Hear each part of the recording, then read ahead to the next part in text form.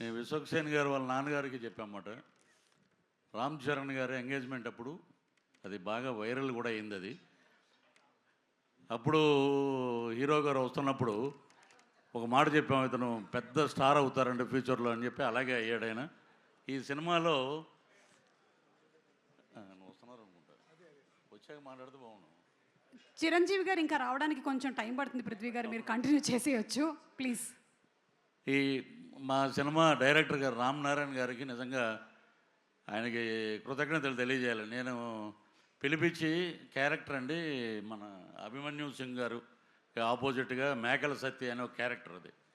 So ఆ character మాకు clean shave ఉండాలండి అంటే, సార్ మీరు క్యారెక్టర్ ఇచ్చారు, నేనేమో తమిళ్లో విక్రమ్ గారి సినిమాలో మెయిన్ విలన్ చేస్తున్నాను, ఆ గెడ్డం అది తీసేస్తే ఎలా సార్ అంటే, లేదండి ఇది వైట్ చేద్దాం అని చెప్పి ఆయన నాకు అద్భుతమైన అవకాశం ఇచ్చారు. అలాగే మా హీరో విశ్వక్సేన్ గారు కానీ, రామ్నారాయణ గారు కానీ, అలాగే కెమెరామెన్ గారు చాలా అద్భుతంగా చూపించారు. అభిమన్యు సింగ్ గారు అయితే దమ్కి మటుకు చాలా బాగా ఇచ్చారు. ఇంకోటి అది యాదృచ్ఛికంగా జరిగిందో ఇంకోటి జరిగిందో తెలియదు కానీ, సుమగారు మేకల సత్యాన్ని పట్టరండి అని చెప్పి తీసుకురమ్మంటాడు.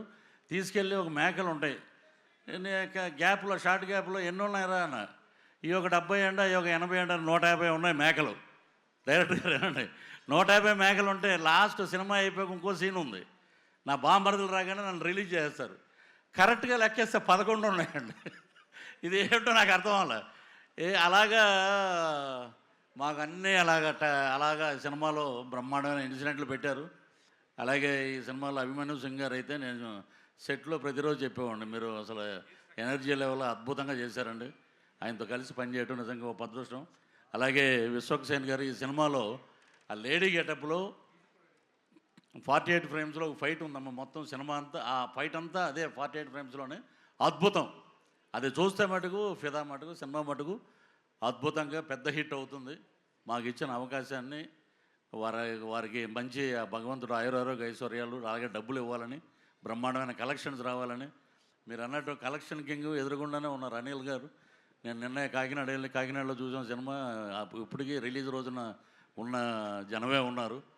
మా డైరెక్టర్ గారు ఇంకా అద్భుతమైన ఇప్పుడు పెద్ద ప్రాజెక్టులోకి వెళ్ళిపోయారు కాబట్టి ఈసారైనా మేము మిస్ అవ్వకుండా మీ వెనకాల తిరుగుతామని చెప్పి మనస్ఫూర్తిగా కోరుకుంటూ, ఈ అవకాశాన్ని ఇచ్చినటువంటి బ్యానర్, ఈ ప్రొడ్యూసర్ గారికి అందరికీ మరొక్కసారి నమస్కారాలు తెలియజేస్తూ థ్యాంక్ యూ సార్.